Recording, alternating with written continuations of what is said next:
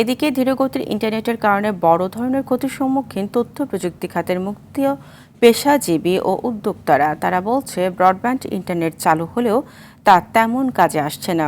File আদান প্রদান কিংবা ক্রেতাদের সঙ্গে যোগাযোগ স্থাপনে নানা সমস্যা হচ্ছে। দ্রুত পুরোদমে সেবা চালুর দাবি জানিয়েছে তরুণ উদ্যোক্তারা।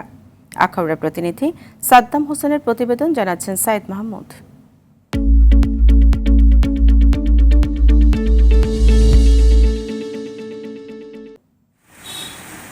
প্রবাস ফেরত দুঃখী স্বামীর মুখে হাসি ফোটাতে সামাজিক যোগাযোগ মাধ্যম ফেসবুকে পেজ খুলে ব্যবসা করছিলেন নিশা ইসলাম। 1 বছরে বিভিন্ন পণ্য বিক্রি করে সবে আলোর মুখ দেখতে শুরু করেছিলেন, কিন্তু ইন্টারনেট সংযোগ বিচ্ছিন্ন হবার পর থেকেই দুশ্চিন্তায় এই নারী।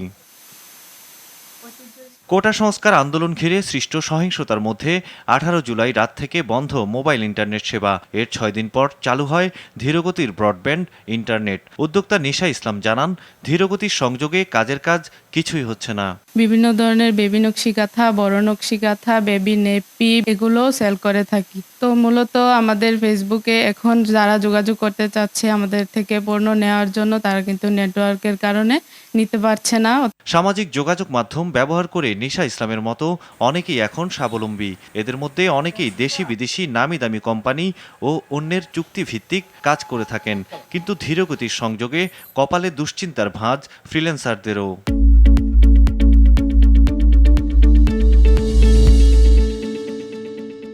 এই যে দুর্যোগের কারণে ইন্টারনেটটা অফ থাকাতে তাদের ব্যবসায়ও ধস। এখন যে ইন্টারনেট অ্যাক্সেসটা দেওয়া হয়েছে ব্রডব্যান্ড ভিত্তিক, এটাও খুবই অল্প, যার জন্য আমরা অনলাইন ভিত্তিক যে ব্যবসা আমাদের পুরোপুরি ধস বলতে পারেন। যে আমরা এখন এক কথায় আমরা ব্যবসা ছাইরা বাড়িতে যে আমরা বসে থাকলে পারি। যেদিন থেকে কারফিউ জারি হয় ওই দিন হচ্ছে আমার প্রায় 3.5 টন আম নিয়ে আসি, যেটা হচ্ছে টোটালি হচ্ছে নষ্ট হয়ে গেছে। ইন্টারনেট নির্ভর উদ্যোক্তা ও মুক্ত পেশাজীবী তরুণদের কাজ বন্ধ থাকলে বড় ক্ষতিতে পড়বে দেশের অর্থনীতি। তাই যত তাড়াতাড়ি সম্ভব দ্রুতগতির ইন্টারনেট সচলের দাবি করেছেন তরুণরা। সৈয়দ মাহমুদ, RTV।